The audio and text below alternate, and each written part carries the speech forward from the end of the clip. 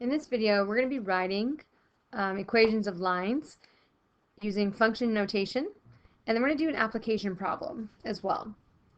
So here we're going to begin by writing a linear function f of x with the values f of 0 equals 16 and f of 2 equals 8. So where a lot of people get confused here is they don't really know where to start and like how to do it. So remember that f of x is really just a fancy way of saying y. And this number right here, that's our x. That's the number we're plugging in, right? So if this is my x value, and this is just a fancy way of saying y, then I can rewrite this as a point. I can write this as 0, 16, and I can rewrite this other one, same thing. That's the number I'm plugging in. That's going to be my y value. So I can rewrite this as 2, 8. And now this gets a lot easier to do. We just need to remember what our slope equation is, which is our y2 minus y1 over x2 minus x1. And that slope-intercept form is y equals mx plus b. So the first thing we're going to do is we're going to notice that, hey, it gave us a 0. So this 16, that's going to be my b value. That's going to be my y-intercept.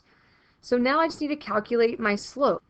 So it might be handy to label your values. So that's my first x, and that's my first y. This is my second x, and this is my second y. So when I go to calculate my slope, I'm going to have, maybe not use an equal sign there, use a colon. We're going to have 8 minus 16 divided by 2 minus 0. When we calculate that, we get negative 8 divided by 2, which is negative 4. So now we can go and we can write our equation. Again, remember, it already gave us our b value. So here I'm going to have y equals my m. So my slope, remember, was negative 4, right? My slope, my m, was negative 4 times x. And now I want my b value. And my b value here is positive, so I'm going to write a plus 16, and that's going to be my answer.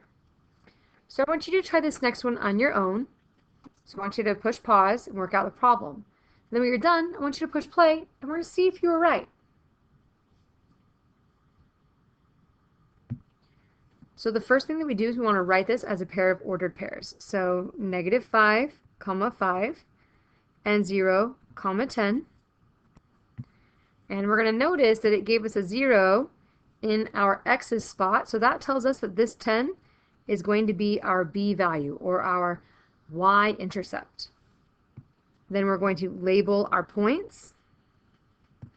And we're going to calculate the slope. Right? So we're going to look for our slope. And that's going to be our y2 minus our y1 divided by our x2 minus our x1.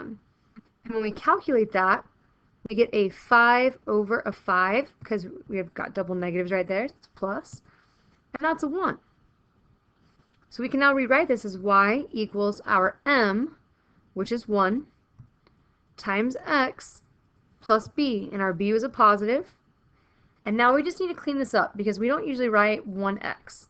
1 times x is x. So we'll write y equals x plus 10, and that will be our solution. Let's try this with an application problem and see kind of how this works out. So here we see that an electrician charges an initial fee of $50 and $190 after 4 hours of work. How much does the electrician charge per hour? So before the electrician, like if you want to know how much they charge per hour, right? You have to think about, gosh, they're charging me $190 after 4 hours of work. But before they do any work at all, like just to show up at my door, it cost me $50. So we know that at time 0, we have to pay them $50, right? So we're going to use hours as our x, and we're going to use the money.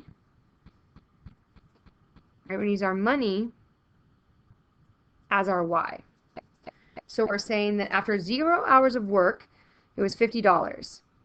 And then after 4 hours of work, it was $190. So if we want to know how much they charge per hour, that's our rate of change. That is our slope, okay? So charge per hour is a fancy way of saying, what's the slope? So we can totally calculate that. So I'm going to go ahead and I'm going to rewrite our points so that we can work with them a little bit easier. And we're going to start off by labeling them. So we had our initial time of 0 hours with a payment of $50 to show up at your door. Then our second time period, which is 4 hours, and the amount of money they charge after 4 hours is $190. Now let me be clear. When they show up to your door, you don't just give them $50, and after 4 hours you give them $190. What it's saying is, like, just to have them come to your house, it's going to be $50, but you won't pay that until the end when they're all done with all of their work. So you get an invoice at the end of the 4 hours, and they're like, hey, that's $190. So let's go ahead and let's calculate the slope. So to calculate our slope, we want to take our y2 and we want to subtract our y1. Then we're going to divide that by our x2 minus our x1. And so when we take this and we plug it in, we're going to see that that's going to give us $140 divided by 4 hours. And if we plug that into a calculator, that's going to give us a value of 35. So it charges $35 per hour. $35 per hour.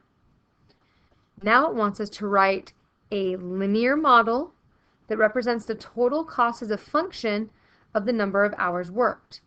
And for our linear model, we're going to use slope intercept form. That is going to be our linear model, which is y equals our m, so our slope, times x, plus our y-intercept, or our b, our initial amount. So we're supposed to write this equation. So we have our slope, right? We know what our slope is, because that's the cost per hour, right? It's the cost per hour, which we know is 35. So our y-intercept, remember in point form, is 0, comma, a number. So that means at time 0, what do you have to pay? So just for them coming to your house, how much are they going to have to pay? And the answer is the $50. And we can see this in our points, because notice it gave us a 0 in the x spot, which tells us that that y value is the y-intercept. So we're able to write this as y equals our mx plus b. So if you want to know how much they're going to, oops, that's a $50 fee. If you want to know how much they're going to charge you, you could use this equation to decide if you can afford that or not. And so you know what it is for 4 hours, but maybe you've got a bigger project and it's going to take them 12 hours. Can you afford that? Well, now you can plug the 12 into the x's spot and check and see if you in fact can afford that. So this is our linear model.